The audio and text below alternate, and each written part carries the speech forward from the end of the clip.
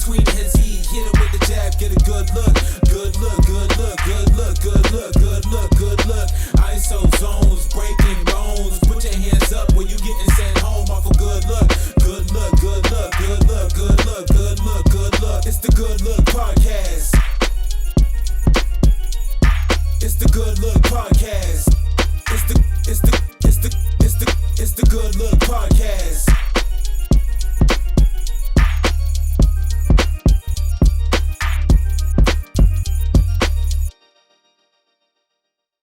Yes, sir, and welcome to episode 40 of the Good Look Podcast. I'm your host, Leonard Pinkney, a.k.a. Agent P, a.k.a. L Pinkney, here to give you guys another episode 40, man. This is absolutely incredible. Thank you guys for listening. Appreciate you guys checking out all the videos and listening to the pod. It's been really appreciated. Go ahead and check this out if you're watching on the videos. Appreciate it. Please like, comment, subscribe to the podcast, share it out, send it out to the peoples that you know, let them listen to it. Hopefully they can leave comments, subscribe as well. If you're listening on the audio version, once again, thank you for listening on the audio.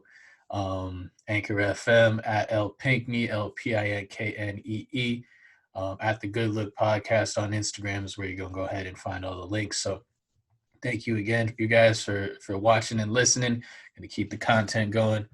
Let's go ahead and get this started. We're about 2 weeks into some NBA action. Let me go ahead and get into the headlines first, and then I'll go into some of the topics I'll talk about for the rest of the pod. So first, let's go into the man himself, Chef Curry. Chef Curry with the shot, been cooking with the sauce, with the pot. Boy, Stephen Curry, 62 points. Just in case y'all forgot, that's the best point guard in the league.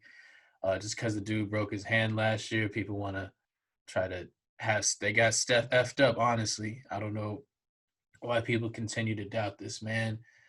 People saying that he has to win by himself. He was doing that before 2015. Once ankle injury started to go away, he's just been doing it, and he is the one. So shout out to Steph getting his career high. It was an incredible game. It goes to show how important Draymond is to this team, in terms of just playmaking and overall defense he just makes everything go. So shout out to Draymond, shout out to the Dubs. Hopefully, I'd want to see him get into the postseason. I think they will. So hopefully they can start rounding into form and maybe use that, not use the trade exception, but find a way to maybe get in another veteran or something like that to really help them fill out their team. Maybe another shooter, because it's still pretty much just Steph out there. So hopefully they can do something to try to round out that roster a little more, make themselves a little more competitive this year. Another 60-point outburst came from Bradley Beal, who unfortunately had his coming to loss to the red-hot Philadelphia 76ers. You thought having Russell Westbrook would do something for this team so far. It's early, but it hasn't really paid any dividends. 2-6 to start the campaign. Bradley Beal's been a hooper. Everybody knows that.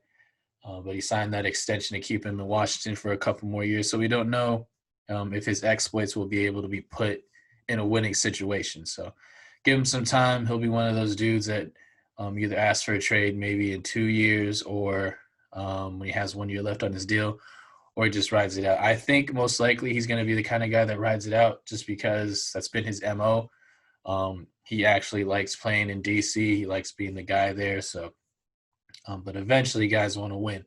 And unless some other kind of star decides to go to Washington, which most likely won't happen, Brad's going to have to find a way to get up on out of there. So hopefully his exploits aren't wasted too long, but he's still really young, dude. He's only like 26, 27. So let's go ahead and give Bradley Beal some kind of help. But that's what I was saying before with this team. Other than Russell Westbrook, you look at the rest of that roster, it's just absolutely nothing. So even though Thomas Bryant has been hooping, I'll give him that numbers-wise. But other than that, in terms of actual impact for wins and losses, hasn't really been that. So they're still looking for a lot of answers with that team. The players of the week for this week, Tobias Harris for the Philadelphia 76ers and Steph Curry for the Dubs. Shout out to Tobias. I'll talk about him a little bit later in the segment. Durant went out per COVID contact tracing protocol. It's the same thing that happened to Michael Porter Jr. last week. Porter's actually going to come back tonight.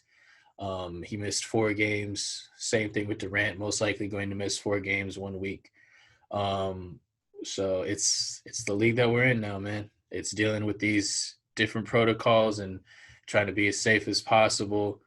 Kevin Durant already got COVID earlier or midway through 2020. So I believe it's not, I don't think he has COVID again. I believe this is just a contract tracing situation. So hopefully everything's safe with him.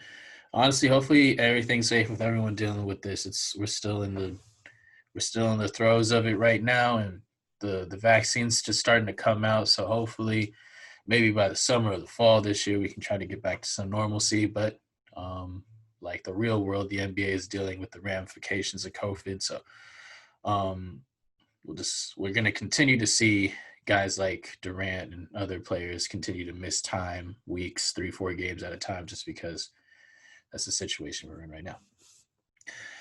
Okay, so some unnecessary NBA drama. Marvin Bagley, who's been playing for the Kings, has not really been playing all that well. Marvin Bagley's father went on Twitter and said that he wants the Kings to trade his son. And just to stir the pot a little bit more, De'Aaron Fox's dad got on there, quote tweeted it or replied to it and was like, yeah, go ahead, trade him. We don't want him. Which is just like, come on, man. Like petty on top of petty, like unnecessary drama on top of unnecessary drama. Why do you need it? You don't need to do that right now. Marvin Bagley's only 21. He's been dealing with injury issues, but he's just trying to round himself into form. And De'Aaron just got his max extension. These are 2 guys you really want to build around. So I don't know why the dads all of a sudden want to be people that go at each other on Twitter.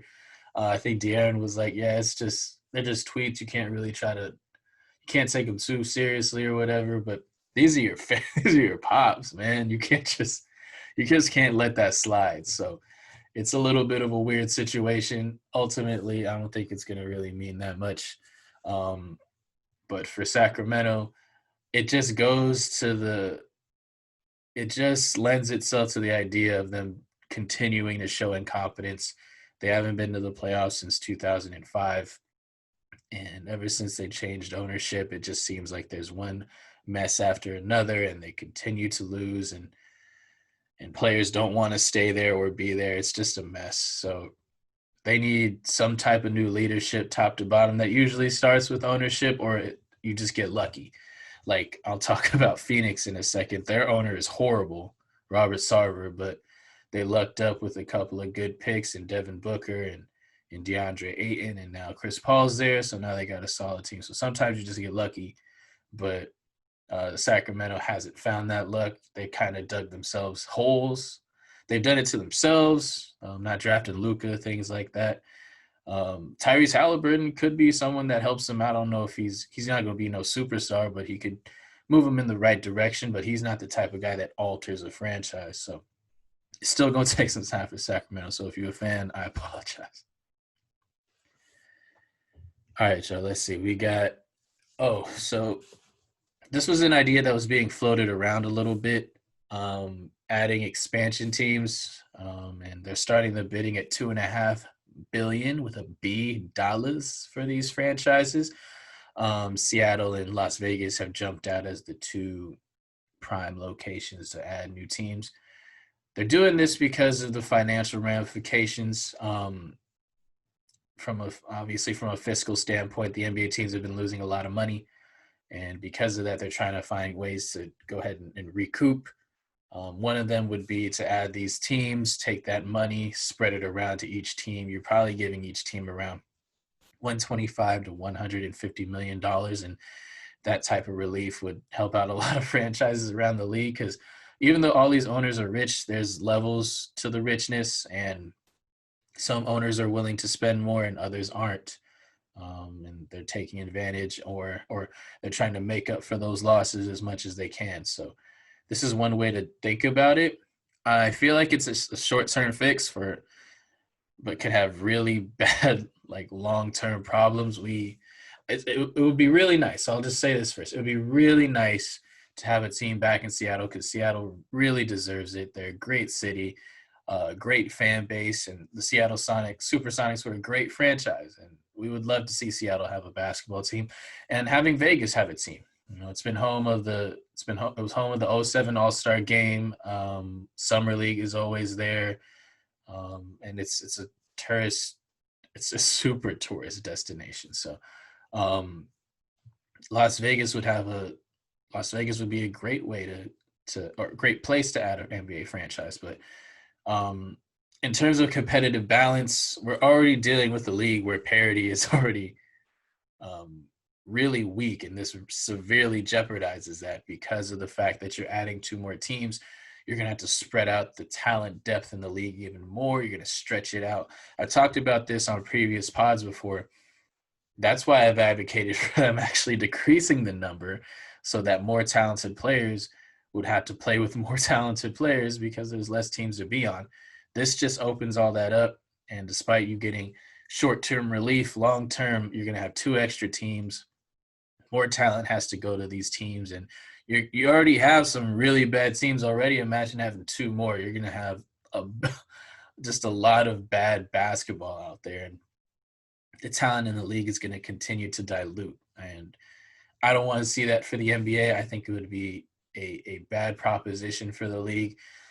I think it'd be better if you just took some of the teams who are bottom dwellers now who can't figure it out and move those franchises to the cool cities instead of trying to add two more. But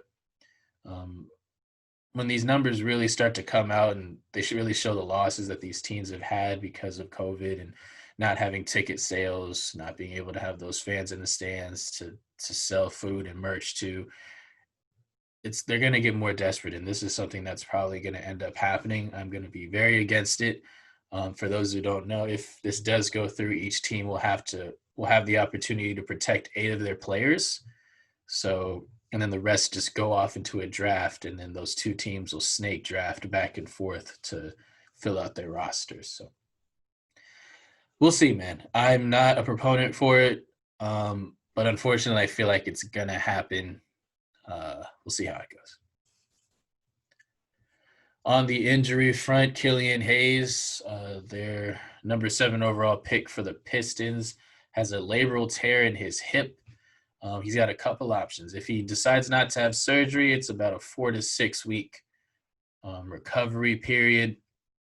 And if he does decide to have surgery, then he's going to be out for the season. So prayers up for Killian Hayes. Hopefully he gets better soon. Hopefully he only has to do the non-surgical procedure, and that kind of rehab will help him out. So, and Markelle Fultz, he had a really bad non-contact injury, his left knee, after he tried to plant and drive. It just buckled on him, and then the Magic confirmed that he tore his ACL. So shout out to Markelle. He was starting to really turn his career around, and he was a starting point guard for the Magic, and he was playing well, actually. The only thing I can pull from this that's positive is that I'm really happy he signed his extension, that 3-year, $50 million extension, because if he didn't, then, man, if this happened a year earlier and there's just some more uncertainty with him, who knows where he'd be. So thank goodness he has that. He can go ahead and take the time and try to get himself right again and hopefully come back even stronger. So shout out to Markelle. And a melancholy rest in peace to Paul Westphal, former player and coach for the Phoenix Suns, passed away at the age of 70 due to brain cancer. Like I said, played for Phoenix and coached Phoenix, most notably for the 1993 team that ended up getting to the finals and playing the Bulls. Known for his offensive schemes and being a pretty decent NBA player as well. So rest in peace to Paul Westphal. Condolences to him and his family. All right, y'all. So let's go ahead and get into the topics for the day. So one of them is kind of a connection to what I did last week, and then we're pretty much just going to go around the horn with the NBA. I'm going to pick out a couple teams, a couple players that I want to give shout-outs to and things that I'm noticing so far in the year. So this is the first thing I want to get across. So just looking at the standings right now, if you showed the standings this year, right now in the East, it's Philly is the top spot. Then you got Orlando, Indiana, Boston, New York, Cleveland, Milwaukee, and Atlanta. And then you look at the West, it's the Lakers, Suns, Clippers, Pelicans, Jazz, Warriors, Kings, and then Mavs. So that's your top 16 so far, top 8 in both conferences. If you looked at the NBA season last year, the 1920 year, and you looked at the standings through the first 8 to 9-ish games for each team, this is what they would look like. The East, Boston would be in first, then the Raptors, Milwaukee, Miami, Philadelphia, Indiana, Brooklyn Nets, and then the Charlotte Hornets. In the West, Lakers are still 1. And then you have the Nuggets, the Mavs, Rockets, Clippers, Jazz, Timberwolves, and the Phoenix Suns. So while some of this is easier to predict, like the Lakers being number 1, but even with the Lakers, they weren't seen to be maybe the regular season juggernaut. Some people thought that they might actually rest LeBron a little bit more and AD wouldn't play as much. No, they just went for it. They gunned it out and ended up having the top spot in the West, and it really helped them moving forward in terms of continuity for that team. But even with that, these standings currently show that the Knicks, Cavs, and the Kings would get into the postseason. So just with that alone, it lets you know, even though these guys are playing well so far, I'll give them some credit, and I'll talk about a couple of them down the line. Their effort is admirable, but in terms of them trying to keep up that level of play for an entire season, the probability of that probably isn't too high. So it's kind of a little bit of what I talked about last week with y'all, which was the NBA is all about streaks and how teams are up and down. You have to withstand a run from a team while you make your own run. There's all these little things that happen throughout a season, and the ebbs and flows are things that you have to withstand. And the standings are the perfect thing to look at when you're talking about this. If you looked at last year and they stayed the same, we'd have the Timberwolves in the playoffs. We'd have the Charlotte Hornets in the playoffs, and we'd have Brooklyn without Kate, or Brooklyn actually made it, but then you'd have the Timberwolves in the playoffs too. So you'd have a bunch of franchises who have no business being in the top 8 of their respective conferences, getting into the postseason just after 8 or 9 games. So that's my big thing for that, man. It's like I said, take these things with a grain of salt. I don't want to rain too much on their parades. I don't want to inhibit too much fun for these squads and their franchise or their fan bases, because, man, it's hard. It's hard when you're always losing. You just want to win. You want to have a little bit of hope. So with that being said, I'm going to go ahead and praise some teams for what they're doing right now. I'm going to question a couple others and see what's going on here, but I'm not making no bold proclamations, just letting you know right away. There's still a lot that needs to happen. There's still a lot of basketball that needs to be played. There's still so much that needs to be done. So, but I'm going to give you my thoughts. So here's what I got so far. The Philadelphia 76ers are flying high, y'all. 7-1 and off to a really, really good start. Joel Embiid coming off a season high of 38. He's averaging 25 and 12 right now with a block and steal per. And him and Simmons are at the forefront of the league's top defensive unit. They lead the league in defensive rating right now. I hold back on their great start a little bit just because of a couple things. They played some pretty bad teams. They played the Charlotte Hornets twice. They played the Wizards, and they played the Knicks. Yes, I'm saying the Knicks, even though they have a winning record, yada, yada. And they beat a struggling Toronto team. So their record really isn't that great, and one of their losses was to the Cleveland Cavs. So that was without Embiid, so I'm not really going to give that too much gas, but still, their record is something that hasn't been too difficult. But Tobias Harris has been hooping. He's playing like the guy that they gave $180 million to. I don't think he's going to keep it up the whole year because history has shown he's just an inconsistent player. But he has been playing well. He earned Player of the Week honors, so he has been playing well. And then Seth Curry's just been a godsend, currently shooting 57% from 3, which is not going to keep up, but he has done an incredible job of filling into the J.J. Redick role and just providing spacing for Joel and Ben to operate. And, like I said, he's just been incredibly solid for them. Shake Milton, still really good for that squad. They got some solid pieces over in Philadelphia. And their start is also interesting for another reason. They're considered to be the favorite for any type of James Harden deal. Now, if this team, after like 40-ish games, goes 29-13 through the first half of the year, are they still going to tell themselves that they need James Harden to get over the top, or are they going to say, we have the requisite pieces already, we don't need to go out and get a James Harden? Or are they going to end up falling back down to earth, being around 500 through the halfway mark, and then are going to say, hey, man, James Harden might be the only way to salvage this thing. He's interested. We're showing interest as well. Maybe we just go ahead and pull the trigger. So there's a couple options for Philadelphia on that front. I'm interested to see if they continue to win, if they're going to stand pat with their current roster and just try to fill out on the edges, as opposed to going with a monumental shift and getting James Harden. So I'm interested to see how that goes. Next up, guess what? The Los Angeles Lakers are still the Los Angeles Lakers. The defending champs have been on cruise control, but having Anthony Davis and LeBron on your team affords you a lot of margin of error. And regardless of your coasting or not, you're always in a position to win a game. And therein lies their 6-2 record. 4th in the league in offensive rating, 6th in the league in defensive rating currently. They're near the top in pretty much all statistical team categories. But evidence for the coast, look no further than the big man, the brow, Anthony Davis, who by AD standards is averaging a modest 22 points and 9 boards a game. It was said that he'd shoot more threes, and while I don't think that's the best thing to do, he has gotten it up to about 4 per game, where he was at 3.5 last year. There's 2 things that I would be a little bit concerned about. Going back to the 3-point thing, he got those attempts up to 4 per, and he shot 10 threes the other night. I think that's just way too many for him.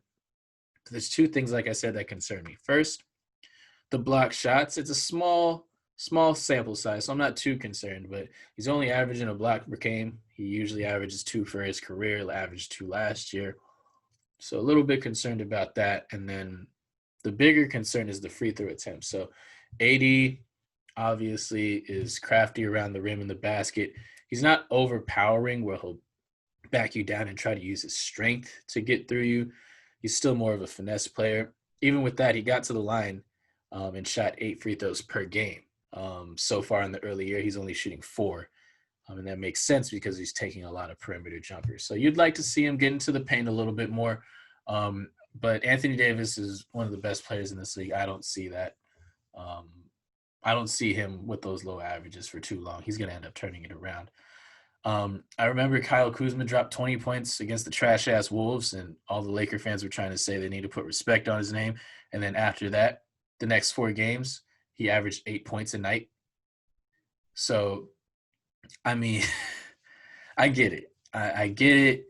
People want to gas him up a little bit more and try to make him what he isn't, but let's just pump the brakes. He is who he is. He's going to be a solid role player. He put up numbers because he was on bad Laker teams early in his career. But he's just going to be a role player, and he can be good at that. But let's just stop trying to gas him up a little too much, all right? He's not going to be no star. He's not no third best player. He's just a okay to solid role player once he's playing his best. People that should be getting praise are Dennis Schroeder, who's been great, great acquisition, and KCP before the injury. Dude was balling out. He was doing really well in his niche role for the team, shooting incredible percentages, playing defense. I think he's really, once he got that ring and once he got that contract extension, he's just really comfortable and knows his role and knows what he's supposed to do for the Lakers. So once he comes back, he'll slide in nicely to that team, and he fits well. In terms of them overall, the slight reinvention, I'm still not the biggest fan of it. Defensively, I feel like they took a step down. Having JaVale and Dwight, they were just so much bigger than all the teams that they were playing, and they really played to that advantage. If you have a front line that's Anthony Davis, LeBron, and then a center like JaVale or Dwight Howard, that helps you lock up a lot of stuff on defense. And even though right now their defensive rating is 6th. I'm curious to see what it's going to be like, when they play teams like Denver or Philadelphia with a bona fide center, and how they're going to try to defend that. Like, I don't think, like, Marcus Gasol is incredibly smart, and he's been playing well. But he can't guard Jokic and he can't guard Embiid. So I'm looking to see what they're going to end up doing in those situations.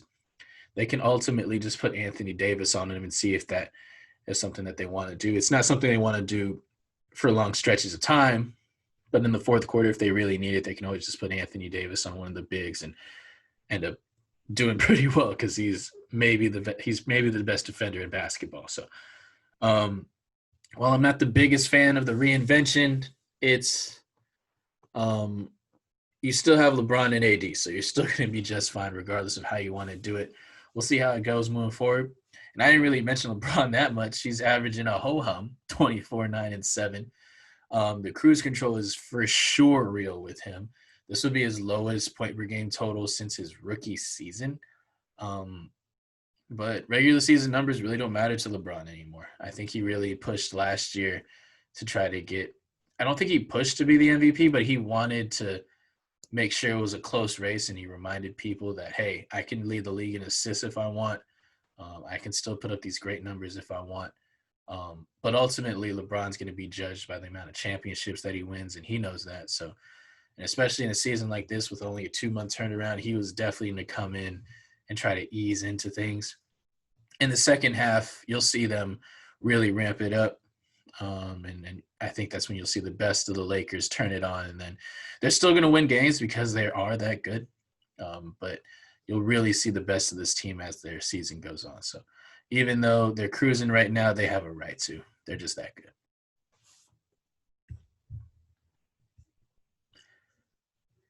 All right, the New York Knicks. Hold up, y'all. The New York Knickerbockers. Can you believe it? I'm going to carve out a little time for some New York Knicks basketball. I couldn't believe it. They've been hooping, man.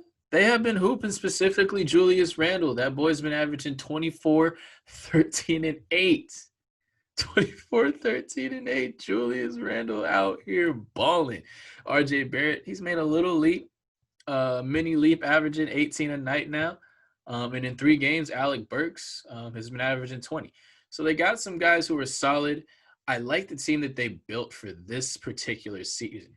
Elfrid Payton, Austin Rivers, Alec Burks, along with the mix of their young guys like Obi, who hasn't played since the first game. Emmanuel Quickly, who's been hooping as well. That kid's a really nice spark plug for them. RJ Barrett again. Mitchell Robinson. I like the mix of solid veterans and young players on this team. And because of that, while they are also headed by Tom Thibodeau, they're going to be competitive. Tibbs already plays Barrett and Randle 38 minutes a night, which isn't going to be good for them in the long run, but for now it's going to help them put up solid numbers. Kevin Knox is whatever now. Frank Ntilikina, get out of here. They could try to get some value for him later, but I don't know who would want those guys. Overall, though, even though they aren't playing the stiffest competition either, and I don't think it's going to be that sustainable, I like that they're playing this hard. It's a shame that there's no crowds, because when the Knicks are winning, Madison Square Garden is hype. It's one of the dopest crowds in the league, and one of the coolest places to see when you're watching a basketball game. Just remember when, like, Amari was really good with the Knicks, when Melo was really good with the Knicks, when Linsanity was happening.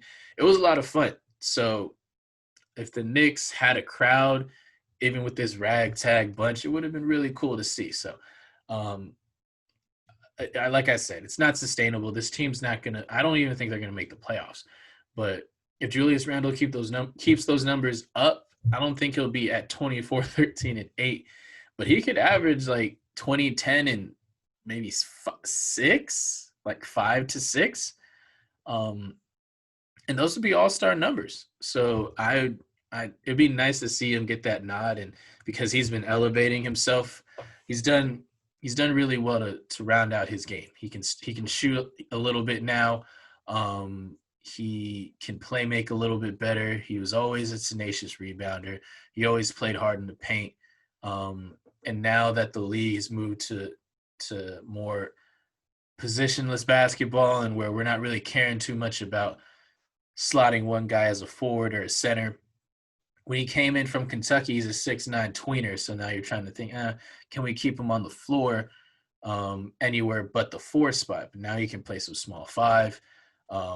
He can take advantage of bigger 4s. Like he's a beast. So shout out to Julius Randle and shout out to the Knicks for doing their thing and keeping this team competitive. They're going to be competitive while it's still time competing. At the same time, competing for a lottery pick. So I like what the Knicks are doing. Continue to do what you do. Don't mess it up, New York. All right, y'all. And then we have next. I'm going to go ahead and show the Pacers some love. So right now they're 6-2. Second best record in the Eastern Conference. Domantas Sabonis has been balling. Love that dude. Oladipo is still working his way back, even as the team is in second place, and even as he is the second leading scorer on that squad. He's shooting 44% from the field. So you see some pops. He went like 25 points, 22 points, and then came back down to earth a little bit. So it's going to be tough for him to work his way back from such a tough injury, but you can see the signs. And hopefully he's starting to turn a corner. Give him some more time, maybe in the second half. I think he's going to have a much better rhythm for this team. But the guy that deserves a lot of credit other than Sabonis is Malcolm freaking Brogdon, man. That dude is he is so solid. Like, he is the type of point guard that you want on a championship team. He's the starting guard in a championship lineup. Like, he's just so good all across the board. Shooting percentages are crazy right now. He's the leading scorer for Indiana at 22 per, still handing out 7 assists a game, and is out there still guarding some of the best perimeter players in the game. So I love Malcolm Brogdon. The Bucks effed up so hard giving that dude up, and instead of keeping him and not getting rid of Eric Bledsoe, and now Eric Bledsoe isn't even on the squad no more. So I feel bad for them. Imagine if Milwaukee still had him. They wouldn't have had to give up all those draft picks to get Drew Holiday, who's been solid for them. But, I mean, Malcolm Brogdon is just so good, man. He's not going to get a lot of attention just because he's not really that outspoken. Game isn't too flashy. And when he came out of Virginia, he was like a senior, so ain't nobody really checking for him. But Malcolm Brogdon he's that dude. He can get shots up against anyone. He's creative, gets to the basket, shoots well from all places on the court. I just really like Malcolm Brogdon, man. He is such a winning player. I'd want him on the Nuggets. He's such a solid basketball player. So shout out to Malcolm Brogdon, man. Shout out to the Pacers. They're going to keep this up. They are a really good basketball team. It's not like with the Knicks where I'm like, oh, are they going to last? Is this just a facade? No. The Pacers are for real. So they're going to stick around, and they're for sure going to be one of those better teams in the Eastern Conference. And finally, I wanted to give a shout out to the Phoenix Suns, man. They currently have the second best record in the West, and they've been balling, and they are the epitome of equal opportunity scoring. They have 7 guys who average double digits on this basketball team, which is crazy, man. Monty Williams has done an excellent job. Him and Chris Paul have that chemistry. Chris Paul has just been – I said Seth Curry was a godsend for the Sixers. Chris Paul's been a godsend for Phoenix. He just stabilizes everything offensively and defensively, gets guys in the right spots, knows how to make the correct plays and the correct passes at the right times.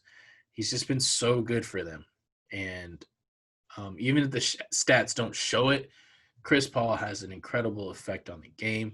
And this is with Devin Booker not playing that well. He's only averaging 21 points and shooting 44% from the field. So for Devin Booker's standards, it's just not that good. But just imagine once this team starts to round into form a little bit more, once DeAndre Ayton starts to take those little baby steps more and more, once Devin Booker gets his ish together, this team's going to be really good. I might have underrated them to start the year. I thought at most they would be a 6 seed. I could see this team. Look at me. See? Look at me.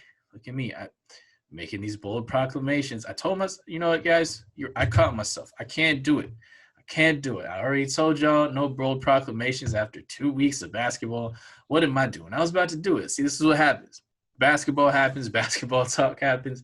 Even if I'm here talking to myself to y'all, I'll still get excited about it a little bit and try to go overboard a little. But I'm going to back it down. But you got guys like Mikal Bridges, Cam Johnson, Jay Crowder, just incredible two-way 3-and-D guys. Chris Paul leading the squad. Campaign has been solid. Dario Saric has been solid. And then once, like I said, you get Devin Booker cooking again, man, it's going to be close for him being an MVP candidate. If he can just averages back up to like 27 a game like he normally is, man, you could expect the Phoenix Suns to be around. So, like I said, I can't make bold proclamations about this team, but I like them. They're going to be very solid for sure. The mix between veterans and young guys, kind of like the Knicks, but just at a higher level in terms of high-end talent. I like this team. So you got a couple of struggling franchises now as well. You have my Denver Nuggets. I talked about them a little bit. They were given 2 wins on a silver platter. Honestly, they got to play the Timberwolves back-to-back without Karl Anthony Towns. Jokic looks like the MVP, honestly. He had a 35, 15, and 8 game with incredible percentages, and he didn't even play all that well if you were watching the game. So if the record starts to match up with his production, then he's going to be the MVP. I'm just saying it right now. Even though I told y'all I wasn't going to make bold proclamations, that was a bold one in our prediction show that we made. So I can hold to that. If the Nuggets record ends up being a top 3 record and Jokic is putting up those numbers, I think he's going to end up winning the MVP. Toronto, only 1 dub so far in the year. It's not looking good for him. Pascal Siakam turned it around a little bit in his last game. He needs to play like Pascal from last season. There's some articles out there that saying teams have figured him out. They know that the spin move's coming. He just needs to figure out how to score in more creative ways, and his coach Nick Nurse needs to put him in better sets offensively instead of just having him back guys down and try to score in the post all the time. I think they need to pick up their pace a little bit more, but they also just need their players to step up a little bit. Like I said with Pascal, Norman Powell really needs to stand up. Kyle Lowry has been solid as a rock, like he always is. Fred VanVleet has been good, not great, but he's been good. The losses of Serge and Marc Gasol are really hurting this team, though. So hopefully they find a way to get some more production out of Baines and Alex Len, which I don't see. So I think they're going to need guys like OG and Norm, the veteran guys, and the longer tenured guys on this team to step it up a little bit more, because they're not a bottom 2 team in the Eastern Conference. There's too much talent, there's too much veteran and championship experience on that squad for them to be too bad for too long. But got to start picking it up, because even after 2 weeks, and it's only 2 weeks, you don't want to be behind the 8 ball too much. So they just got to start picking it up a little bit. Shout out LaMelo Ball.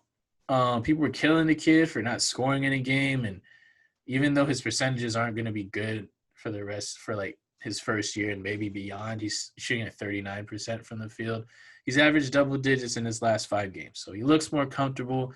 One thing he has to stop doing is taking floaters from like 1 step within the 3-point line. That's not going to fly in this league. He's going to have to figure out how he can get to the basket a little bit more, how to create a little more contact. But he already is good at rebounding. He's already an incredible passer. He has the frame to be good defensively, and if he just pays a little bit more attention on that end, he's got all the measurables to be a solid defender. So I like what he's doing. Shout out to LaMelo, even though he's going to get overcovered because he's a ball brother, because he's been hyped since he was in high school. So I get it, and people want to go ahead and jump on him for that. But the kid's been playing well, so when he's playing well, you got to go ahead and give him some props. Shout out Peyton Pritchard for the Celtics. Man, I was wrong about this one. I didn't understand why they'd take Peyton Pritchard. I didn't see the need for him, but Marcus Smart has been out, and Peyton Pritchard has been balling, man. dude is just mad creative around the rim, around the bucket. He just knows what he's doing. He had the game winner the other night. So shout out to Peyton Pritchard, man. Dude has been hooping for the Celtics, who are playing well. And shout out to Jaylen Brown and Jason Tatum, both averaging 26 a night. Those guys have been hooping as well. So we're paying attention to the Celtics, man. It's going to be really interesting once Kemba comes back. If you can incorporate Kemba Walker into this mix without messing up what Brown and Tatum are currently doing, then I like what the Celtics are doing. And you don't know how the East is going to end up. So okay, let me reel it back in, y'all. Full proclamations, not happening. But I like shout out to Peyton Pritchard, and I like what the Celtics are doing. And then a couple more. You got the two lower teams in the Eastern Conference for now, Brooklyn and Miami. Miami got to the finals last year. I have zero doubt that they're going to be in the playoffs, even though they're at like 11 right now. Like I said, zero doubt. They're just too tough, great franchise, incredible coach. They're going to figure it out. It's just the beginning of the year, so no concerns there. And with Brooklyn, so for this team, you would want Kyrie to maybe reel it back a little bit more. He's so confident in his ability to score, and he has the right to be, because he can score on anybody in this league. But there are certain games where, you know, he has Kevin Durant and these other guys on his team. You want him to be a little bit more pass cognizant. But I mean, we'll see how it goes. Usually a Kyrie shot is one of the best things you can have offensively in a basketball game, so I'm not mad at it too much.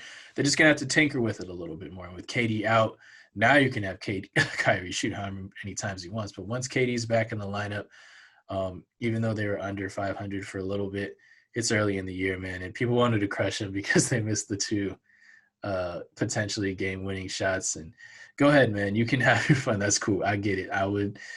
You could take a couple shots too, even though it's early in the year. It's kind of funny.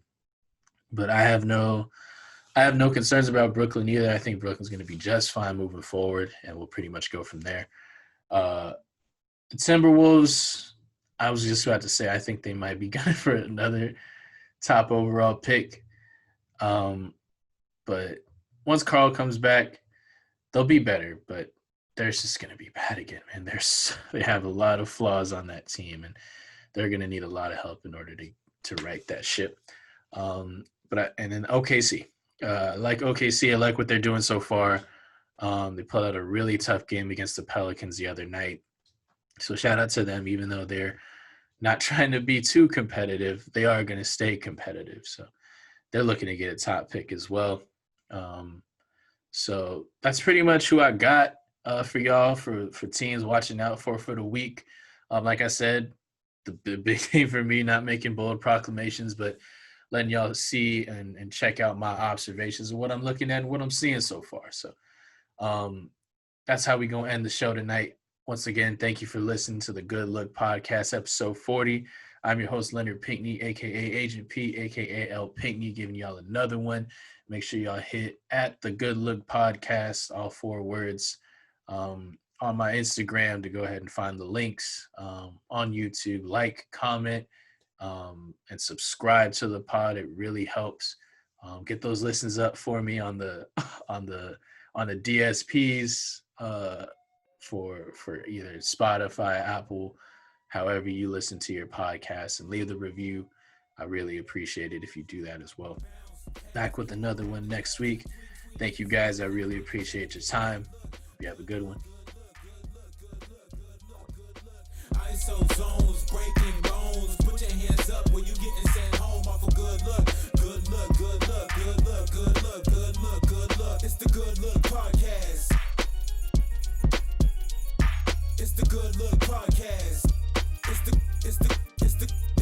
It's the Good Look Podcast.